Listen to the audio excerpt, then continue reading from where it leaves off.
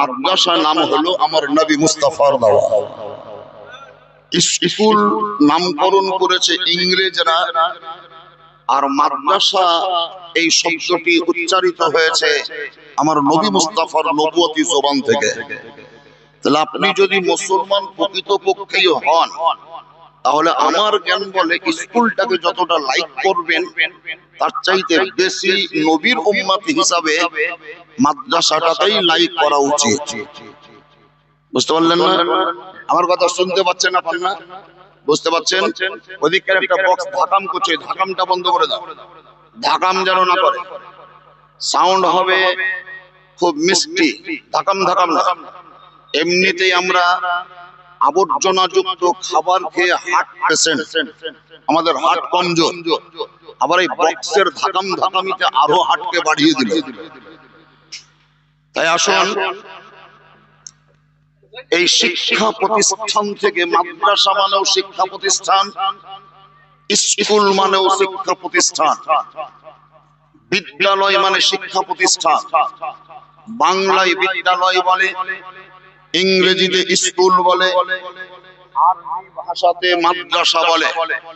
অর্থ কিন্তু এক, তর্জমা এক, তবে শিক্ষা কোথায় কেমন পাওয়া যায় এটার মধ্যে তফাৎ আছে। একটু ধ্যান দিবেন আমার ভাষার দিকে। আপনি চাচা উঠলেন কেন? ওই চাচা উঠে গেছেন? যদি উঠে যাবেন তাহলে খুব তাড়াতাড়ি বেরিয়ে যাবেন, না আপনার বেরিয়ে যাওয়াটা ডিস্টার্ব হচ্ছে। স্কুলে বা মাদ্রাসায় ক্লাস চালু হয়ে যাওয়ার পর কোন ছাত্রকে ক্লাসরুম থেকে উঠে যাওয়া উচিত নয়। উঠে যেতে হয় কখন? একজন টিচার বা ওস্তাদ যখন বেরিয়ে যাবেন, দ্বিতীয় ওস্তাদের ক্লাসরুমে ঢোকার আগে আগে যদি ফাঁক পান তো বেরিয়ে যাবেন। কিন্তু ক্লাস চালু হয়ে গেছে, দর্শ তাদরিসের কাম আমি শুরু করে দিয়েছি। আমি ধ্যান দিয়ে আপনাদেরকে বোঝাবার চেষ্টা করছি। দেখেন, স্কুল প্রাথমিক বিদ্যালয় বলেন, উচ্চ বিদ্যালয় বলেন, কলেজ বলেন, ইউনিভার্সিটি বলেন, এই সমস্ত জায়গার শিক্ষা অতে অজগর, আতে আম, হস্যইতে ইঁদুর, দীর্ঘইতে ঈগল, এতে একতারা, ওইতে ঐরাবত, রিতে ঋষি, লিতে লিচু, ততে তাবলা, ধতে ধন্যুক, মতে মন্দির, থতে থান, ঠতে ঠাকুর, বতে বক। এগুলো আপনি পড়লেন, পড়ালেন। একে চন্দ্র, দুয়ে পক্ষ, তিনে নেত্র, চারে বেদ, ঋগ্বেদ, যজুর্বেদ, সামবেদ, অথর্ববেদ। যেমন ক্লাস 1 একটা ছেলে উঠে গেল, এটা কবিতা পড়ছে পদ্যের মতো। আতা গাছে তোতা পাখি, ডালিম গাছের মৌ, হিরে দাদার মরমরে ঠান, ঠাকুর দাদার বউ। আরেকটু উপরে উঠার পর সেই ছেলেটার মেমোরিতে আমরা দিচ্ছি, থাকবো না আর বদ্ধ ঘরে, দেখবো এবার জগৎটারে। আরেকটু উঁচু বা আপলাইনে যখন উঠে যাচ্ছে, এটা কবিতা পড়লো 18 বছর বয়স। যখনই উচ্চ মাধ্যমিকে চলে যাচ্ছে, ইংরেজি ভার্সনে পদ্য পড়ছে, poem, poetry, solitary reaper, Gitanjali 50। বড় গল্প যদি বলেন, forgetting, first atom bomb, the week with Gandhi. এই সমস্ত বই পুস্তকের লেখক যারা, তাদের সঙ্গে আমাদের পরিচিতি ঘটে। স্বামী বিবেকানন্দ, ঈশ্বরচন্দ্র বিদ্যাসাগর, রবীন্দ্রনাথ ঠাকুর, কবি নজরুল ইসলাম, এদের সঙ্গে আপনার পরিচিতি ঘটলো। একজন প্রাইমারি টিচার, প্রাথমিক বিদ্যালয়ের মাস্টার, কোন একদিন আমাকে কোশ্চেন করেছিল, মৌলানা, নবী মুস্তাফার জীবনী পড়ে, জীবনী শুনে, হাসান ও হুসাইনের জীবনী পড়ে, জীবনী শুনে, গাউস পাকের জীবনী পড়ে, জীবনী শুনে, খোলাফায়ে রাশেদিনদের জীবনী পড়ে জীবনী শুনে এতে লাভ কি, ফায়দা কি, উপকারটা কি? আমি ওনাকে আরবিক ভাষায় অ্যানসার দিইনি, ভাষায় দিয়েছিলাম তারই ভাষায়। আমি ওনাকে কোশ্চেন উল্টিয়ে করলাম, স্বামী বিবেকানন্দের জীবনী পড়ে লাভ কি, ঈশ্বরচন্দ্র বিদ্যাসাগরের জীবনী পড়ে লাভ কি, রবীন্দ্রনাথ ঠাকুরের জীবনী বা লাইফ হিস্টোরি পড়ে লাভ কি, আতা গাছে তোতা পাখি ডালিম গাছের মৌ পড়ে লাভ কি? এই যে আধুনিক শিক্ষা, মডার্ন শিক্ষা, এই শিক্ষা যদি থাকে, পশ্চিমবঙ্গের সরকার অথবা কেন্দ্র সরকার যদি কোনোদিন কোন জায়গার সার্ভিস দেওয়ার জন্য কল করে, ফর্ম ছাড়ে, লেটার ছাড়ে, নোটিফিকেশন দেয়, মেসেজ দেয়, খবর দেয়, পেপার পত্রিকায় পাওয়া যায়, তাহলে আমি একজন যোগ্য প্রার্থী হিসাবে সেই পরীক্ষা দেওয়ার জন্য ফর্ম ফিল আপ করে পরীক্ষার হলে যাব। যে সমস্ত কোশ্চেনাবলী থাকবে, যে সমস্ত প্রশ্নাবলী থাকবে, সেগুলার অ্যান্সার যদি আমি সঠিকভাবে দিতে পারি, তাহলে ওই পরীক্ষায় পাশ করলে চাকরি পাওয়া যায়। আমি ওনাকে অ্যান্সারে বললাম, শুনেন, রবীন্দ্রনাথ ঠাকুরের জীবনী পড়ে পরীক্ষা যদি দিয়ে পাশ করতে পারেন চাকরি পাওয়া যায়। স্বামী বিবেকানন্দের জীবনী পড়ে পরীক্ষা দেওয়ার পরে পাশ যদি করতে পারেন চাকরি পাওয়া যায়। ঈশ্বরচন্দ্র বিদ্যাসাগরের জীবনী পড়ে পরীক্ষা দিয়ে পাশ যদি করতে পারেন তো চাকরি পাওয়া যায়। তাহলে আমার কাছে এবারে শুনে নেন, গৌস পাকের জীবনী যদি পড়েন, আমল যদি করেন, খাজা গরিবী নওয়াজের জীবনী যদি পড়েন, আমল যদি করেন, খোলাফায়ে রাশেদিনদের জীবনী যদি পড়েন, আমল যদি করেন, ইমাম হাসান ও হোসেনের জীবনী যদি পড়েন, আপনি যদি আমল করেন, নবী মুস্তাফার জীবনী যদি পড়েন এবং সেই মোতাবিক যদি আমল করেন, তাহলে দুনিয়াবি চাকরি পাওয়া না গেলেও ইন্তেকালের পরে জান্নাত পাওয়া যায়, জান্নাতের হকদার হওয়া যায়। হে মুসলমান, আজকে আমরা কমজোর হয়ে গিয়েছি শিক্ষার নিকটে, কমজোর হয়ে গিয়েছি বিদ্যার নিকটে। আজকে আমরা তালেবুল ইলমদেরকে হেয় প্রতিপন্ন করি। তালেবুল ইলমরা জায়গির বাড়িতে খায়, জায়গির বাড়িতে খায়, জায়গির লজিং, জায়গির বাড়িতে খায়, টিফিন ক্যারিয়ে হাতে করে নিয়ে যখন রাস্তায় হেঁটে যায়, অনেকেই অনেক রকমের কুমন্তব্য করে, খারাপ সেন্সে কথা বলে। ফকিরা লাইনের পড়া, গরিবী লাইনের পড়া, ভিক্ষা চাওয়া পড়া। কিন্তু শুনে রাখুন, আপনার ছেলে যখন ইংলিশ মিডিয়ামে যায়, গলায় টাই পরিয়ে পাঠিয়ে দেন, বুট জুতো পরিয়ে পাঠিয়ে দেন, হাফ প্যান্ট বা ফুল প্যান্ট পরিয়ে পাঠিয়ে দেন, আপনি মোটর সাইকেলে চাপিয়ে নিয়ে যান, টাটা সুমোতে নিয়ে যান, মারুতি কারে নিয়ে যান, সাইকেলে করে নিয়ে যান, ট্যাক্সিতে করে নিয়ে যান, টোটোতে চাপান, আর অন্য কোনো গাড়িতে চাপান, কিন্তু আমাদের পয়গম্বর আকা মুস্তাফা আহমদ মুস্তাফা নবী মুহাম্মদুর রাসূলুল্লাহ সাল্লাল্লাহু তাআলা আলাইহি ওয়াসাল্লাম বলেন, যখন কোন তালেবুল ইলম ধর্মীয় শিক্ষা অর্জন করার নিয়তে বাড়ি থেকে বেরিয়ে মক্তবখানায় যায়, বাড়ি থেকে বেরিয়ে মাদ্রাসায় যায়, অথবা মাদ্রাসা থেকে বাড়ির দিকে অগ্রসর হয়, যতক্ষণ পথে চলে ততক্ষণ পর্যন্ত আল্লাহর নূরের ফেরেশতারা তার পদতলে পর বিছাতে বিছাতে নিয়ে যায়। সুবহানাল্লাহ, সুবহানাল্লাহ। আরো একটা জিনিস শুনেন, আপনার ছেলে যদি কলেজে পড়ে, কলেজে যদি যায় আর সে যদি রাস্তাতেই মরে যায়, ইন্তেকাল করে, তাহলে তার হিসাব নিকাশ কি হবে? আপনি কোনো কিতাবে পাবেন না। আপনার ছেলে যদি ইউনিভার্সিটিতে পড়ে, তাহলে তার ফয়সালা কি হবে? এটা আপনি কোনো কিতাবে পাবেন না। আপনার ছেলে যদি হাই মাদ্রাসায়, হাই স্কুলে পড়ে, আপনার ছেলে যদি রাস্তায় মরে যায়, তাহলে তার ফয়সালা ফলাফল কি হবে?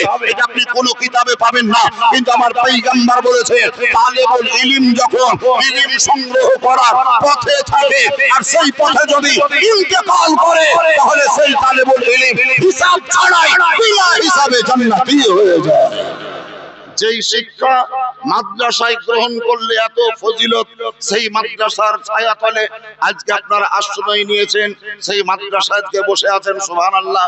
যে নবী ছাড়া কোনো গতি নাই, যে আল্লাহ ছাড়া কোনো আমাদের পথ নাই, সেই নবীরই আদর্শ আমাদের এখানে শিক্ষা দেওয়া হয়।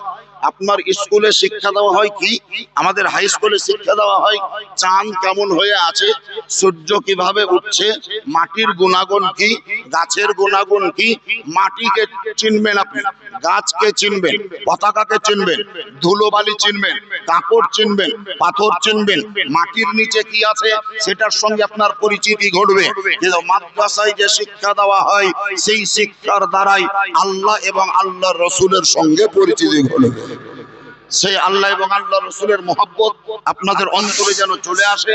সকলেই আমরা আল্লাহর কাছে দোয়া করব, আল্লাহ যেন কবুল করেন। উঁচু আওয়াজে বলুন আল্লাহুম্মা আমিন।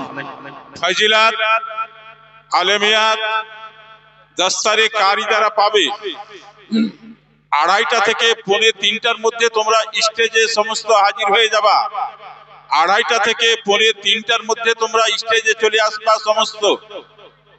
যা হোক, যে সমস্ত ছেলেরা পাগড়ি পাবে সে কেরাত বিভাগেরই হোক আর আলমিয়াত হোক আর ফাজিলাত হোক, 3 বিভাগেরই ছাত্রদেরকে একটা মেসেজ দেওয়া হলো যে 2:30 থেকে পুরো 3টার মধ্যে মানে 15 মিনিটের মধ্যে ফুল তৈয়ারির সঙ্গে একদম ডাইরেক্ট স্টেজে চলে আসবে।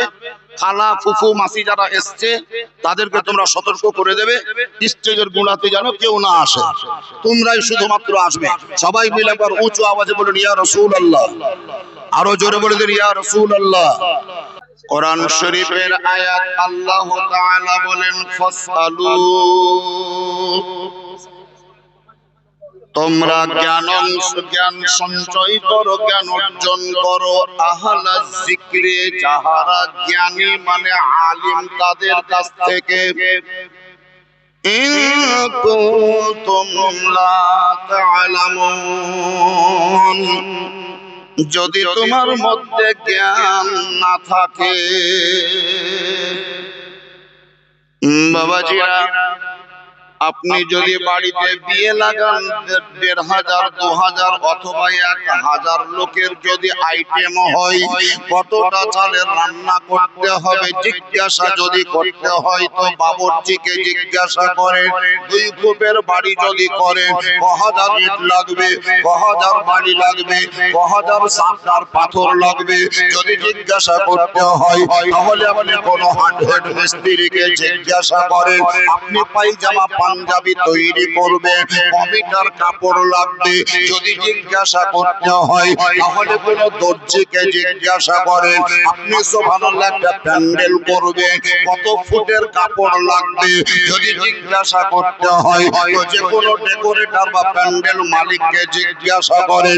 কিন্তু ওযুতে ফরজ কটি এটা যদি জানতে হয় তো আলিমে দ্বীনকে জিজ্ঞাসা করেন।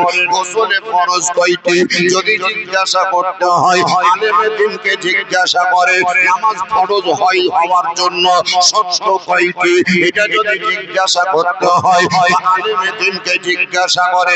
নামাজ শুরু করার আগে সারাইতে নামাজ কয়টি এটা যদি জিজ্ঞাসা করতে হয়, আলেমে দ্বীনকে জিজ্ঞাসা করে।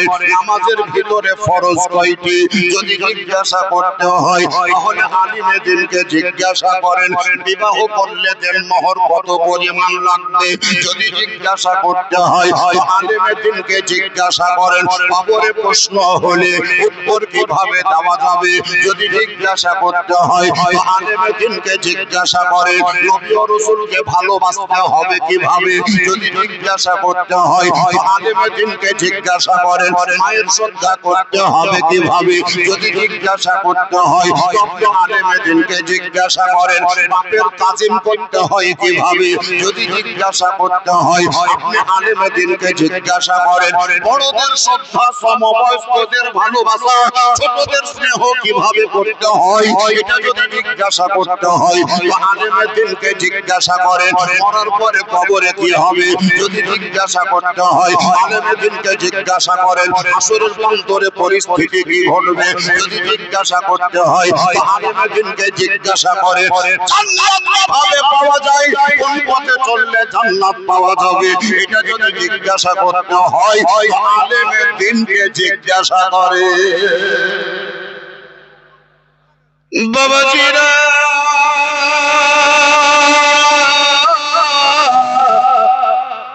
আমরা নবী মুস্তাফার উম্মত, নবী আমাদের গরীব দরদি নবী। ওই নবী আকা মুস্তাফার জীবনী 7 রাতের 5 রাতের 4 রাতের বহু শুনেছেন আপনারা। আমি একটা ঝলক দেওয়ার চেষ্টা করছি আপনাদের নিকটে। এই যে চেয়ারটা দেখছেন আমার চেয়ার, আমি চেয়ারে বসার আগে চেয়ারটাকে দেখলাম, দেখতে পাচ্ছি চেয়ারের উপরে একটা সাপ বসে আছে। সাপ, এই কারণে আমি বললাম হুজুর আতাউর রহমান সাহেবকে যে হুজুর আমি চেয়ারে বসবো না, আপনি বসেন। উনি আমাকে কোশ্চেন করলেন, চেয়ার আপনি বসবেন না কেন? তো আমি বললাম চেয়ারের উপরে সাপ আছে, যার জন্য আমি বসবো না। তখন উনি পট করে বলবেন আপনার জীবনের দাম আছে, আমার কি জীবনের দাম নাই? যেই চেয়ারে আপনি বসবেন না সেই চেয়ারে সাপ যেহেতু আছে সেহেতু আমিও বসবো না। হে বাবাজিরা, এটাই আপনাদের আমাদের কথা হবে, কিন্তু ইতিহাস উঠাবেন, তাফসীর উঠাবেন, হাদিস শরীফ উঠাবেন, নবীর লাইফ স্টোরি উঠাবেন। আমাদের পয়গম্বর আকা মুস্তাফা আহমদ মুস্তাফা নবী মুহাম্মদুর রাসূলুল্লাহ সবাই করে পড়েন সাল্লাল্লাহু তাআলা আলাইহি ওয়াসাল্লাম ঘরের ভিতরে আছেন। আর ওই ঘরের ভিতরে হযরত আলী রাদিয়াল্লাহু তাআলা আনহু তিনিও আছেন। নবী যেই বিছানায় ঘুমিয়ে থাকেন, নবীর যেটা বেডরুম, নবী মুস্তাফার যেটা শুয়ে থাকার ঘর, ওই ঘরের ভিতরে রাত্রিকালে হযরত আলী সহ নবী আমার বললেন, আলী এই বিছানায় আজকে আমি ঘুমাবো না, তুমি ঘুমিয়ে যাও। হযরত আলী জিজ্ঞাসা করলেন, ইয়া রাসূলুল্লাহ আপনি কেন ঘুমাবেন না? নবী বললেন, আমার ঘরের বাইরে বহুত কাফিরেরা কাঁধে কান মিলিয়ে হাতে অস্ত্র ধারণ করে আমাকে জবাই করার নিয়তে দাঁড়িয়ে আছে, এই কারণেই আমি ঘুমাবো না, তুমি ঘুমিয়ে যাও। হযরত আলী রাদিয়াল্লাহু তাআলা আনহু বলতে পারতেন, ইয়া রাসূলুল্লাহ ইয়া হাবিবাল্লাহ, যেখানে কাফিরেরা তরবারি হাতে ধারণ করে দাঁড়িয়ে আছে, আপনি যদি এই ঘরের বিছানায় ঘুমিয়ে থাকেন, আপনাকে হয়তো জবাই করে দেবে, আপনাকে মার্ডার করে দেবে, আপনাকে কতল করে দেবে। এটাই যদি বাস্তব হয়, তাহলে আমি যদি ঘুমিয়ে থাকি তো আমাকেও তো মার্ডার করতে পারে, আমাকেও তো কতল করতে পারে। সেহেতু হুজুর গো, যে বিছানায় আপনার ঘুমাবার ভয় আছে, ওই বিছানায় আমিও ঘুমাবো না। কিন্তু এই কথা হযরত আলী বলেননি, এই প্রস্তাব হযরত আলী রাখেননি। তিনি নির্দ্বিধায় ঘুমিয়ে গেলেন, একটাও কোশ্চেন করলেন না, একটাও শিকায়াত করলেন না, একটাও অভিযোগ জানালেন না, একটাও ক্লেম করলেন না। নির্দ্বিধায় ঘুমিয়ে পড়লেন। নবী আমার চাদর দিয়ে ঢেকে দিলেন। পরবর্তীতে হযরত আলীকে জিজ্ঞাসা করা হয়েছিল, হে খলিফাতুল মুসলিমিন, ওগো আমিরুল মুমিনিন, আমার নবী মুস্তাফার জামাতা হযরত হাসান ও হোসেনের পিতা ফাতেমাতুজ জাহরার মাথার ছাতা, আপনার নবী যেই বিছানায় ঘুমাননি, আপনি কেন ঘুমিয়ে গেলেন? আপনার কি মরণের ভয় ছিল না? আপনার কি জানের ভয় ছিল না? আপনার কি দেহের মূল্য ছিল না? হযরত আলী রাদিয়াল্লাহু তাআলা আনহু বলেন, অবশ্যই আমার জীবনের মূল্য আছে, অবশ্যই আমার জানের দাম আছে, কিন্তু আমি ওই বিছানায় ঘুমালাম একটা কথার উপর বিশ্বাস করে। আমার নবী আমাকে বলেছিলেন, হে আলী তুমি এই বিছানায় ঘুমিয়ে যাও, সকালবেলায় কাফিরদের আমানত আমার কাছে কিছু রাখা আছে, সেই আমানতগুলোর নাম ধরে ধরে তাদেরকে ডেকে ডেকে বুঝিয়ে দেবে। আর তুমিও এইখান থেকে বেরিয়ে মদিনার পথ ধরে মদিনায় গিয়ে আমার সঙ্গে দেখা করবে। জোরে বলে দিন সুবহানাল্লাহ। এই কথাটা যখন আমি নবীর কাছ থেকে শুনে নিলাম, মদিনায় দেখা করার জন্য নবী বললেন, আমার ঈমান তৈরি হয়ে গেল, আমার আকীদা তৈরি হয়ে গেল। অন্যান্য রাত্রিতে ঘুমিয়েছি, আমার মনের মধ্যে ভয় ছিল, কে জানে মরে যাব, কে জানে মরে যাব, কিন্তু ওই রাত্রিতে আমি সবচাইতে বেশি আনন্দময় ঘুমিয়েছি, গভীর ঘুমে ঘুমিয়েছি। তার কারণ নবী বলেছেন মদিনায় দেখা করবে, আমার আকীদা তৈরি হলো, আমি মরবো তো গ্যারান্টি, কিন্তু মদিনায় গিয়ে নবীকে দেখা না করা পর্যন্ত এমনি দিলে আমি মরব না। বাবাজিরা এই দেখেন একজন মহিলা 500টা টাকা দিয়েছে আর একটা বাক্সর ভিতরে প্যাকিং করে নাকের এই জায়গায় একটা ছিদ্র থাকে, মাথার দিক মোটা হয় আর এই ভিতরে থাকার দিক মিহি হয়। ওকে আপনাদের এই এলাকার লোক বোধহয় নাকমাছি বলেন। তো এই নাকমাছি ভরা আছে, সোনার একজন মহিলা দিয়েছে। আর আমি বক্তব্য শুরু করিনি তার আগেই হুজুর আতাউর রহমান সাহেবের হাতে একজন মুরব্বী মানুষ এসে বলল যে আবুলের স্ত্রী এই কাগজে মুঢাকি দিয়েছে, আবুলের স্ত্রী। হ্যাঁ, কানের বালি দিয়েছে। সুবহানাল্লাহ, সুবহানাল্লাহ। নদীর বালি নয়, কানের বালি। তার মানে বোঝা গেল বালি দুই ধরনের, কিছু হয় নদীর বালি আর এটা হলো কানের বালি। আবুলের স্ত্রী দিয়েছে নাকি? আচ্ছা, আরেকজন মুরব্বী চাচা 2-3 বার কথা বলে 200-250 টাকা দিয়েছে। আল্লাহ তাআলা আপনার শাশুড়ি, আপনার শাশুড়ি। আর এটা এটা আপনার মামি দিয়েছে ক্যাথা, ক্যাথা না খেনা। আপনার শাশুড়ি দিয়েছে 500 টাকা। আর আপনার শ্বশুর, শ্বশুর মরে গেছে, আপনার শাশুড়িকে বলেন মরার আগে আপনার শ্বশুরের শ্বশুরের নামে দিবে। দেখছেন মেলা টাকা দিয়েছে মা বোন। শোনেন, হ্যাঁ কথা দিয়েছে, টাকা দিয়েছে। আপনার শাশুড়ি আছে দিয়েছে, আপনারও শাশুড়ি আছে। কপাল ভালো আপনাদের। শ্বশুর বাড়ি কোথায়? বেড়াতে গেল তো ডিম ডাম দেয় জামাই হিসাবে। বুড়ি হয়ে গেছেন বলে জামাইকে ডিম দেওয়া বন্ধ করেনি তো। বাবাজিরা এই দেখেন আপনার শ্বশুরের, আপনার শ্বশুর আর আপনার মায়ের নাম। সুবহানাল্লাহ, ভালো ভালো। কি নাম আপনার? আপনার নাম বলেন। মফিজউদ্দিন, খুব ভালো নাম। এখানে মফিজউদ্দিন সাহেব 2000 টাকা আগে দিয়েছেন। শ্বশুরের কথা বললাম তার জন্য বললেন শ্বশুর এবং আমার মায়ের নামে 500 টাকা মাদ্রাসায় আমি দিয়ে দিলাম। আল্লাহ তাআলা যেন কবুল করেন। জোরে বলুন আল্লাহুম্মা আমিন। আমি আপনাদেরকে বক্তব্য শোনাবো নবী পাক আকা মুস্তাফা সাল্লাল্লাহু তাআলা আলাইহি ওয়াসাল্লাম। কত বাবু? 1010 টাকা। কি নাম? কালাম হোসেন। নাম বড় সুন্দর, কালাম হোসেন। 1010 টাকা তিনি দিয়েছেন। আর মফিজউদ্দিন চাচা 500 টাকা ওনার শ্বশুর এবং মায়ের নামে দিয়েছেন। ওনার শাশুড়ি 500 টাকা দিয়েছে, আবার একটা কথাও দিয়েছে। আবুলের স্ত্রী একটা কানের বালি দিয়েছে। আরেকজন মহিলা 500 টাকা সহ একটা নাকের নাকমাছি দিয়েছে। আপনারা যারা বসে আছেন, আপনারা যারা বসে আছেন, আমি তাদের উদ্দেশ্যে বলছি। কি নাম? মুক্তারুল আজাদ। খুব সুন্দর নাম, মুক্তারুল আজাদ। দারুণ নাম, হেভি নাম। জি, বাইকের শোরুম আছে। টিভিএস না হিরো? সবই। সুবহানাল্লাহ। টিভিএস, আর টিভিএস টা মার্কেট এখন চলছে ভালো। এই দেখেন টিভিএস শোরুমের মালিক, ওনার নাম কি আজাদ বললে? মুখতারুল আজাদ। মুখতারুল আজাদ খুব ভালো ছেলে, ভালো আপনার ব্যবসা বাণিজ্য চলছে। উনি 5000 টাকা দিয়েছে। 5000। সুবহানাল্লাহ, মাশাআল্লাহ। আল্লাহ তাআলা যেন তার দানকে কবুল করেন। জোরে বলেন আল্লাহুম্মা আমিন। জি, আপনার নানি, এখানে চাচার একটা নানি 500 টাকা দিয়েছে নগদ। আল্লাহ তাআলা যেন তার দান কবুল করেন। অন্ধকার অন্ধকার কেন হলো? অন্ধকারটা ভালো লাগছে না আপনাদেরকে? লাইটটা চলে গিয়েছে হয়তো, না যাইনি, একটু মিটমিট করছে, পাওয়ারটা কমেছে। তো যাই হোক আমার দিকে ধ্যান দেন একটু। আমি একটু আগে আপনাদেরকে গণনা আকারে বলেছি 31 জন ছেলে মাথায় দস্তার মানে পাগড়ি বাঁধা হবে। যারা ফজিলাতের পাগড়ি পাবে এবং আলমিয়াতের পাগড়ি পাবে তাদেরকে আবার জুব্বা সহ দেওয়া হবে।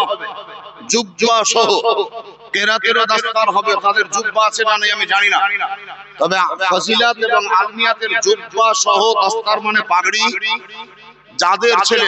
একটু আগে আমি পাগড়ি বাঁধিনি, ওযু করার জন্য এলাম। এক ভদ্রলোক আমাকে সালাম দিল, হুজুর আসসালামু আলাইকুম। ওয়ালাইকুম সালাম।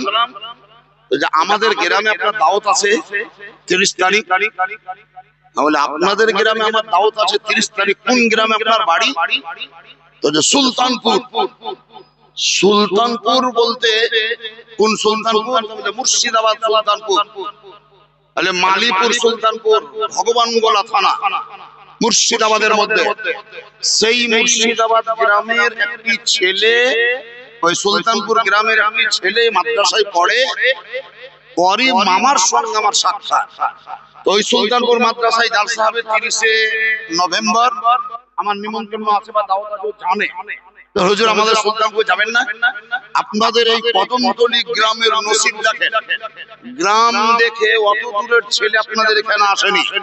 মুর্শিদাবাদের অন্তর্গত ভগবানগোলার থানা সুলতানপুর গ্রামের বাসিন্দা আপনাদের এই কদমতলী মাদ্রাসায় পড়ছে। যদিও সুলতানপুর মাদ্রাসা, সুলতানপুর গ্রামে একটি ভালো মজবুত ইদারা বা মাদ্রাসা আছে, সেটাকেও ছেড়ে আপনাদের এখানে এসেছে। তো গ্রামের লোককে দেখে নয়, শিক্ষা অর্জন করার জন্য 2000 টাকা একজন দিয়েছেন। আপনার মাসি দিয়েছে 2000 টাকা। হ্যাঁ মাশাআল্লাহ, 2000 টাকার দোকানে কোরআন শরীফ দোয়া করতে বলেছে ভাইয়ের জন্য, মায়ের জন্য। তো 31 জন ছেলে পাগড়ি পাবে। আজকে নভেম্বর মাসের 19 তারিখ, আজকে নভেম্বর মাসের 19 তারিখ পেরিয়ে 20 তারিখ রানিং। রাত্রি 12টার পরে ইংরেজি মতে দিনের পরিবর্তন হয়, আর আমাদের আরবি মতে বেলা ডুবলেই পরিবর্তন হয়। ইংরেজি বাংলা মতে রাত্রি 12টা বাজলেই দিনের পরিবর্তন হয়। তো আমার 19 তারিখে দাওয়াত ছিল, এখন আমি 20 তারিখে বক্তব্য রাখছি। তো যাই হোক বাবাজিরা, এই 20 তারিখটা আপনাদের জন্য বা 19 তারিখটা আপনাদের জন্য ইতিহাস তৈরি হয়ে থাকবে। এই 31টা ছেলের মধ্যে আপনাদের সকলেরই ছেলে, কিন্তু এটা নয়, 31টা ছেলে মানে 31 জনের। বাকি যারা বসে আছে আপনাদের কাউরির পোতা, কাউরির নাতি, কাউরির ভাগিনা, কাউরির ভাতিজা, কাউরির সুবহানাল্লাহ বহিন বেটা, কাউরির খালাতো ভাই, কাউরির মামাতো ভাই। যারা জায়গিরে ভাত খাইয়েছেন তারা ভাগ্যবান, যাহাদের ছেলে মাদ্রাসায় পড়ছে তারা ভাগ্যবান। এই ফৌজি সাহেব, ফৌজি সাহেব শুনেন, দিয়েছে সুবহানাল্লাহ, কি নাম জানেন? ওই ছেলেদের হাদিয়া বাবা, আমি 5000 টাকা দিয়ে করে দেবেন, তো করে দেন। কি নাম আপনার? মুশাররফ হোসেন। আমি যেটা বলতে যাচ্ছিলাম আপনাদের এই ভূমিকা নিয়ে, নামটা লিখিয়ে দেন। এর নাম হচ্ছে মুশাররফ হোসেন, বিএসএফ মানে হচ্ছে ফোর্স অফ বর্ডার। বিএসএফ মানে হচ্ছে ফোর্স অফ বর্ডার। বর্ডার এলাকাতে ইনারদের চাকরি, জান নিয়ে টানাটানি সব সময় হয়। মুশাররফ হোসেন ভাইয়ের কাছে আমি আবেদন করতাম, তো আবেদনটা উনি কবুল করে নিয়েছে। 31টা ছেলে আছে, 31 জন। এক একটা ছেলের মাথায় দাস্তার দেওয়া হবে আর জুব্বা দেওয়া হবে। একটা পাগড়ি সহ জুব্বা হাদিয়া বাবদ। আপনার ছেলে নয়, আপনার নাতি নয়, আপনার পোতা নয়, আপনার ভাগিনা নয়, কিন্তু ওই ছেলেটাকে স্মরণ করেন। হাদিস পাকের মধ্যে লেখা আছে যে ছেলে আলিমে দ্বীন হবে, হাফিজে কোরআন হবে, কারিয়ে কোরআন হবে, ওই সমস্ত ছেলেরা তো জান্নাতে যাবে যদি বা আমাল হয়। এবং হাসরের অন্তরে আল্লাহ রাব্বুল আলামিন তার পিতা এবং মাতার মাথার উপরে এমন একটা তাজ, এমন একটা নূরের টুপি পরিধান করাবে, যেই নূরের টুপির কিরণ বা রোশনি সূর্য অপেক্ষা মারাত্মক তেজওয়ালা।